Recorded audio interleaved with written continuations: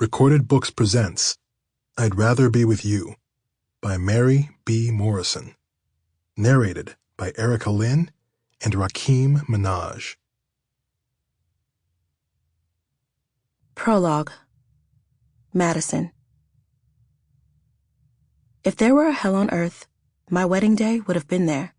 A month ago, we were at one of Houston's 5-star hotels near the intersection of Main and Ewing.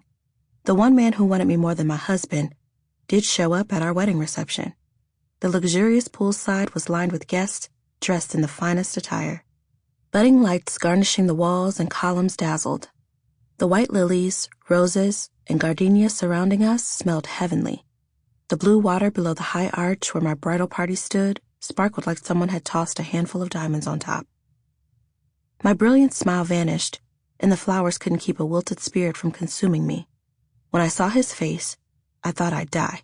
He frightened me more than the gun he'd pointed at my head from across the room. Out of anger, not concerned for my safety, my newly married husband pushed me away. My heels slipped off the arched stairway above the swimming pool, and I fell into the water below. Fear ordered my next steps. I swam along the bottom of the opposite end, climbed out of the pool, and escaped along with my guests. I couldn't blame my husband for being upset. I denied having sex with any man during our engagement. Men lied all the time. For me, it was once. The loser who showed up at the hotel during the toast wasn't a man I'd ordinarily open my legs for. If I could have changed one thing about that night, I wouldn't have recorded a video to prove my girlfriend I won her stupid bet. I'd gone all the way with her ex. We both knew the guy was mentally unstable, but neither of us thought he'd do the unimaginable. Intercourse with her ex turned violent, sending me to the emergency room. He stole the tape, downloaded it, and sent a link to my fiancé. When my fiancé came to my house, showed me the footage, and asked me to explain, I did what any respectable Southern girl would do. I said, he's someone I dated before we met. My man loved and believed me until Granville, Washington showed up at our reception and shot my husband 3 times.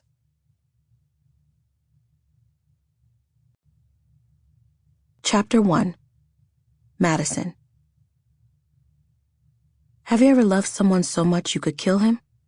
My signature was a heartbeat away from doing that. I'd signed the authorization to take my husband off life support. He was a good man, but there were times when being a good person wasn't enough.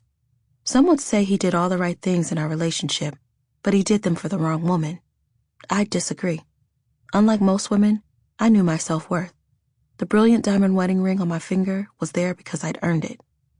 Mrs. DuBois, the doctor softly said, I still have the paper in my hand. It's not too late to have a change of heart. He stood in front of me as though my time was up. In a small private space, there was a desk, 2 chairs, a computer, the doctor, and me. The door with a large square window pane was closed. The room suddenly got colder, as though someone had locked me in a morgue, alone with the Grim Reaper. The chill penetrated me so deep I froze from the inside out. Reminded me of a trip I'd taken to New York City to celebrate New Year's Eve. I was in the midst of tens of thousands of people bundled in coats. Their faces were wrapped with scarves. My feet were stuffed in fur-lined boots. My hands were inside cashmere-coated gloves, and I was in Times Square, freezing. Tapered to my body, the sleeveless black dress I'd chosen to put on this morning was mid-thigh. The back of my leg stuck to the hard plastic chair. I hugged myself, then slid my hands up and down the chill bumps covering my arms. I wiggled my fingers. They were stiff. I pressed them together. Then I rubbed them back and forth. I wanted to cry for my husband, for myself, but this was not the time to break down.